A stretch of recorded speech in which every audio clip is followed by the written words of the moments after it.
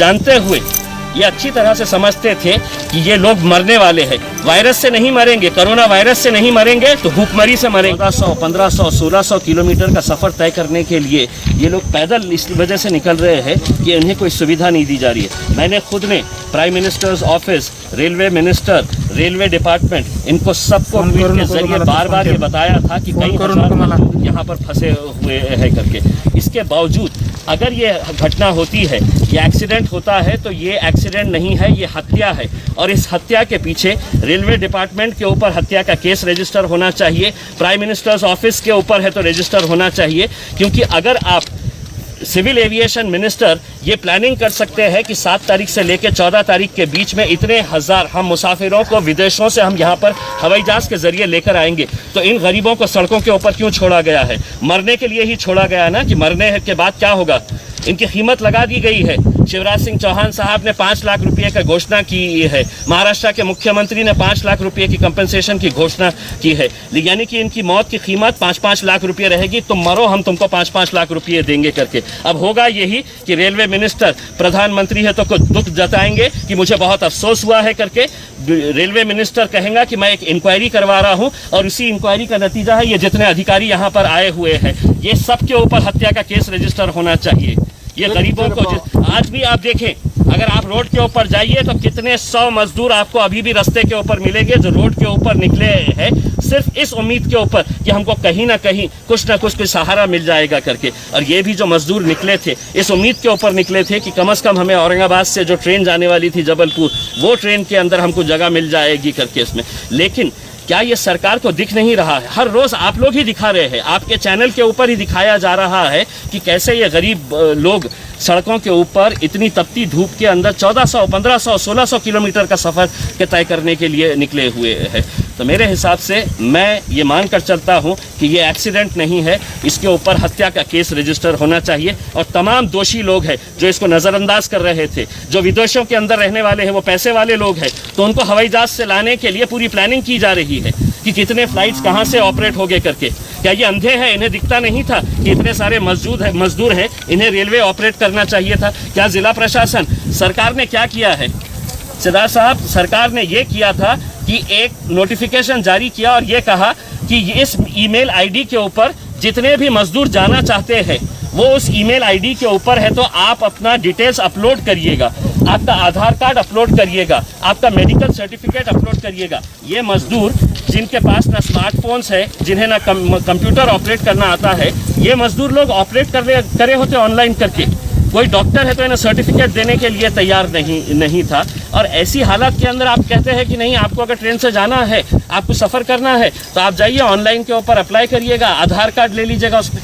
कोई डॉक्टर जब करने के लिए तैयार नहीं था और आखिरकार 3 दिनों तक आप देखे हैं कि हर जगह के ऊपर इतनी भीड़ लगी हुई है कि डॉक्टर्स का कहीं से सर्टिफिकेट मिल जाए, और कल दोपहर में जाकर सरकार चेंज कर देती है, नहीं हमको डॉक्टर का सर्टिफिकेट नहीं चाहिए।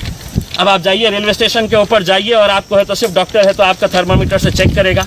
तो ये रोज़ रोज़ के जो कानून बदले जा रहे थे, ये जानते हुए, ये अच्छी तरह से समझते थे कि ये लोग मरने वाले हैं। वायरस से नहीं मरेंगे, कोरोना वायरस से नहीं मरेंगे तो भूखमरी से मरेंगे, भूखमरी से नहीं मरेंगे तो इस तरह रेल के पटरियों के नीचे आकर मरेंगे या सड़कों के ऊपर तपती धूप के अंदर मरेंगे। ये सब अच्छी तरह से जिला प्रशासन भी जिम्मेदार है उसमें। क्या ये सरकार की जिम्मेदारी नहीं है, प्रशासन की जिम्मेदारी नहीं है कि आप अपने कम से कम, महाराष्ट्र जो है वो हमारी संस्कृति नहीं है इस तरह से गरीबों को, इस तरह से हम लोग जो उनकी पीड़ा देखते हुए हम नज़रअंदाज करें करके। ये सरकार की जिम्मेदारी थी कि कम से कम बसेस लगाए, महाराष्ट्र के बॉर्डर तक उन्हें बसेस तक पहुंचाया जाए। आप जानते हैं अच्छी तरह से, मैंने खुद ने कितने लोगों को ऐसा देखा है कि जो बसेस साइकिल के ऊपर नौजवान लड़के निकल पड़े हैं कि नहीं साहब अब हम रह नहीं सकते हैं। और किस बात के लिए? कि उनको 2 वक्त की रोटी नहीं मिल रही है।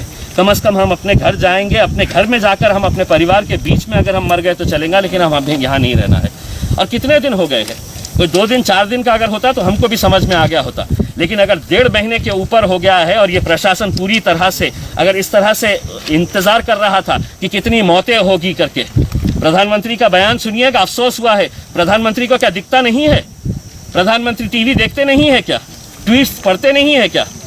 उनको पता नहीं है कि इतने सारे मजदूर जो रोड के ऊपर निकले हुए हैं उनकी हालत क्या है करके। अभी मैं आ रहा था एक आदमी छोटे से बच्चे को 2 साल के बच्चे को लेकर है तो कितनी दूर से निकला हुआ है, 150 किलोमीटर का सफर किया है। आप निकलिए, आपको खुद मिलेंगे वो लोग यहाँ पर। देखिए, सरकार ने तो एक कागज निकाल दिया, कागज के टुकड़े के ऊपर लिख दिया है उसके ऊपर कि किसी की भी पगार काटनी नहीं चाहिए, किसी को नौकरी के ऊपर से निकालना नहीं चाहिए।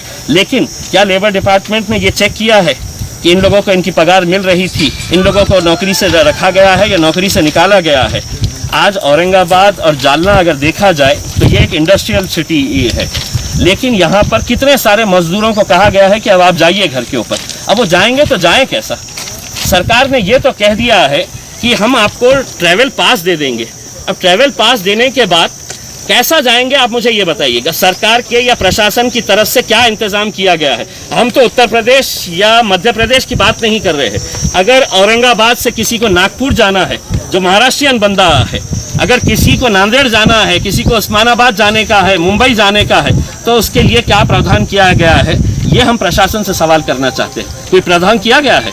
कोई इंतजाम किया गया है? नहीं, हम आपको सिर्फ पास दे रहे हैं, आप अपना करिएगा। अरे जिस आदमी के पास 2 वक्त की रोटी नहीं है खाने के लिए, अगर आप उसको इस तरह से कागज का टुकड़ा दे देंगे और कहेंगे कि नहीं अब हमने पास दे दिए है, अब तुम तुम्हारा इंतजाम कर लो करके, तो मेरे हिसाब से ये एक खेल है, खिलवाड़ है। सिर्फ गरीब लोग हैं, उनकी मौत के ऊपर क्या अफसोस करने का? उसमें 5 लाख रुपए दे दिए, मरने के बाद उसमें और भी मरेंगे, 10-20 लोग मरेंगे तो 5-5 लाख रुपए मिल जाएंगे उसके अंदर। इससे ज़्यादा और कुछ नहीं होगा।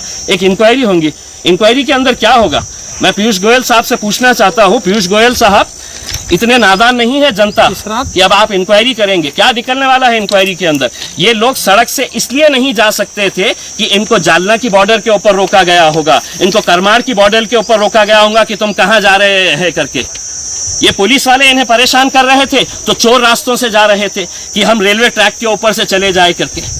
और यहाँ पर ये जो मौत का तांडव जो हुआ है, इसके लिए पूरा रेलवे डिपार्टमेंट भी उतना ही जिम्मेदार है जितना जिला प्रशासन है, और उतना ही प्राइम मिनिस्टर्स ऑफिस जिम्मेदार है। जो बातें तो बड़ी बड़ी करते हैं, लेकिन इस हत्या के दोषी अगर है तो ये पूरे लोग